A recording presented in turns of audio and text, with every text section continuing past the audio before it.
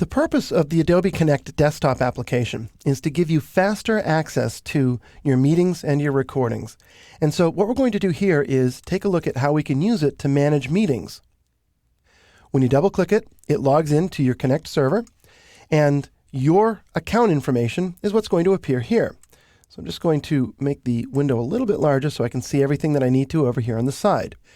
The first thing that I might want to do is just look at information about particular meetings. So all of my meeting rooms that I have created on the server are going to be listed here.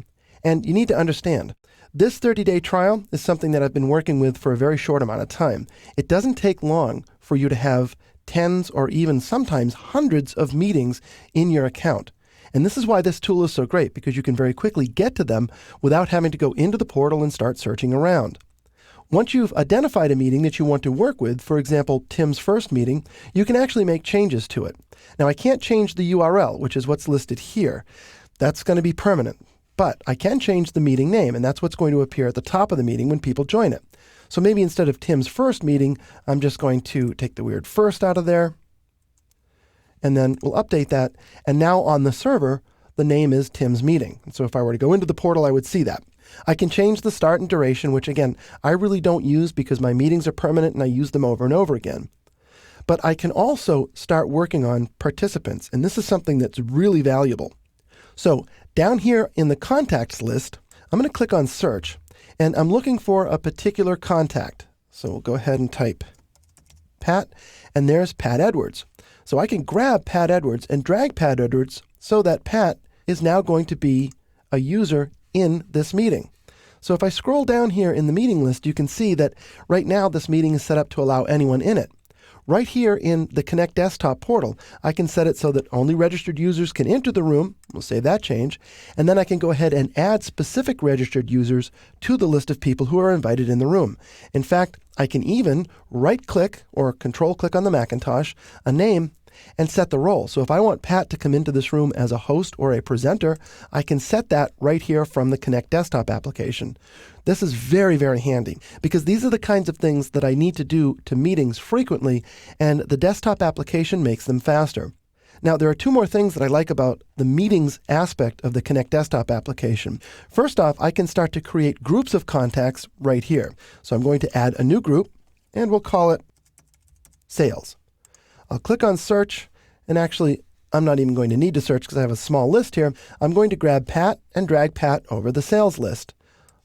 Olivia and Sam. These are my three salespeople.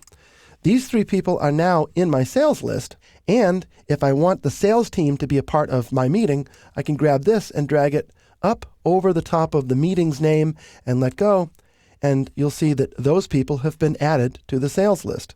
And then if I want to remove somebody, all I need to do is right-click on their name and remove from the meeting, and they are no longer in the meeting.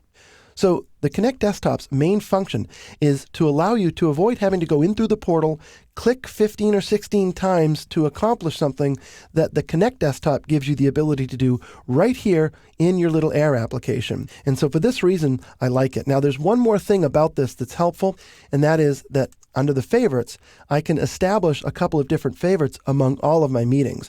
For example, Tim's meeting. This is a meeting that I'm going to use frequently. It's on my business card. It's in my email signature. Whenever I'm going to meet with someone in an ad hoc way, I want to go ahead and use this meeting. So what I'm going to do is, in the favorites list here, I'm going to click Add New Favorite. And if I know the URL, I can go ahead and type it in. Or if I can't remember what it is, all I need to do is search. And we'll go ahead and do a search for my name. And this is the only meeting with that particular information in it. So that's good. I'm going to go ahead and add this to favorites. Now, I'll click on Add New Favorite again, and I just want to point out that it's a good idea for your meetings and frankly any other content on your Connect server to add a description. Throughout this Essentials training, you've seen me kind of skip by that for the purpose of brevity, but when you're creating a meeting, if you add a description, then it will give you the ability to find that meeting based not just on its name, which might be something arcane. It might be the Wednesday meeting, but the meeting might be about sales, and you might have put that in the description, which will make it easier for you to find them when you perform a search like this. So it's a good idea to use descriptions. You can also search on URLs if you think you might know what the URL for the meeting is. Although it's a good idea not to include anything that is in this base URL because frankly, that's going to be every meeting. It's only the / whatever that you might be searching on there. There, now that it's in favorites, whenever I want to do something with this, I can just simply double click on this and enter the meeting if I want to. Or we'll go ahead and close this up. Or I can click on it and look at information about the meeting that I might need, for example, the URL for the meeting that I would like to share.